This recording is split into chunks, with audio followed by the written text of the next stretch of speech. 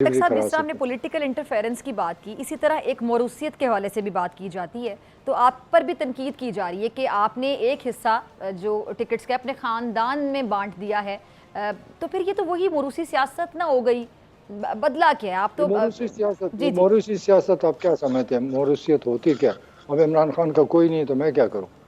اس کا تو اپنے بچے اس کے اپنے نہیں ہیں، وہ تو دور رہتے ہیں۔ دیکھیں ہم محنت کرتے ہیں، ہمارے سے جیسے محنت پاکستان میں کوئی کر کے دکھا دے، میرے بچے میرے نیفیو ہم دن رات سارا سال لوگوں میں ہوتے ہیں، ہر غم ہر خوشی میں حاضر ہوتے ہیں، ڈیولپمنٹ کرتے ہیں، ان کے تھانہ تحصیل کرتے ہیں، دوستی بن گئی ہے، 40 سال سے میرے دوست ہیں، کسی کا دادا تھا کسی کا چاچا تھا، میرا رابطہ عوام میں ہے، میں پبلک میں ہوں، میرا سارے فیملی پبلک میں ہے، تو محنت ہم کرتے ہیں اور کام ہم کرتے ہیں، تعلق میرا ہے، فنڈز ہم لاتے ہیں، ڈیولپ ہم کرتے ہیں، نظام ہم ٹھیک کرتے ہیں، تو پھر ہم کیوں نہ کھڑا کریں کہ کس کا حق ہے کہ ہمیں کہیں کہ آپ یہ ماروسی؟ What is ماروسی؟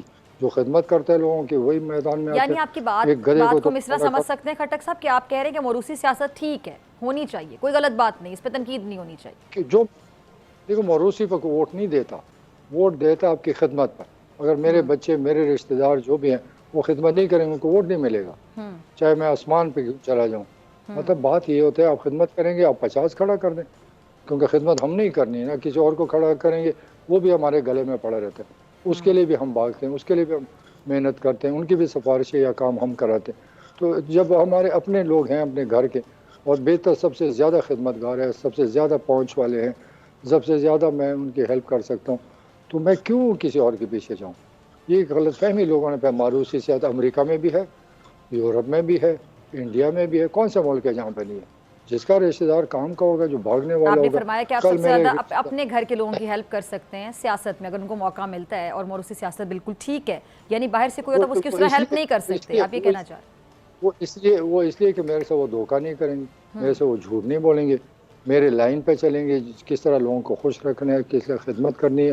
میرا ایک سلسلہ سیاست کا 40 سال کا، میں نے بہت کچھ سیکھا ہے، اور کیسے لوگوں کے مسئلے حل کریں۔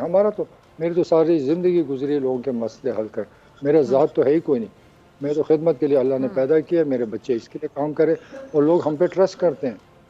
اور ٹرسٹ اس لیے کرتے ہیں، ہوا میں نہیں کرتے ہیں، ہم نے لوگوں کو عزت دی ہے، رشتے بنائے، تعلق ہے ہمارا، زمانے سے ہمارے خاندان 1944 سے الیکشن لڑ رہے، ہر فیملی سے ہمارا واسطہ ہے، تو ہم کیوں نہ ان کی خدمت خود ہی کریں؟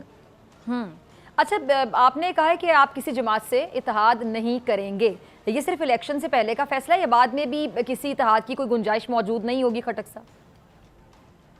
لیکن بات یہ ہے کہ لوگوں کی سمجھ نہیں ہے، ان کی دور کی سوچ ہی نہیں ہے۔ پہلے دن سے جب میں نے دیکھا کہ اتحاد ہوگا، سیٹ ٹو سیٹ ہوگا، کچھ بھی نہیں ہونا، ہو ہی نہیں سکتا۔ ہماری کینڈیڈیٹ سے اور پارٹی کینڈیڈیٹ ایک، تو یہ بات ہے۔ دوسرا، کس طرح پارٹی اتحاد کس طرح ہم کر سکتے یا کوئی کر سکتا؟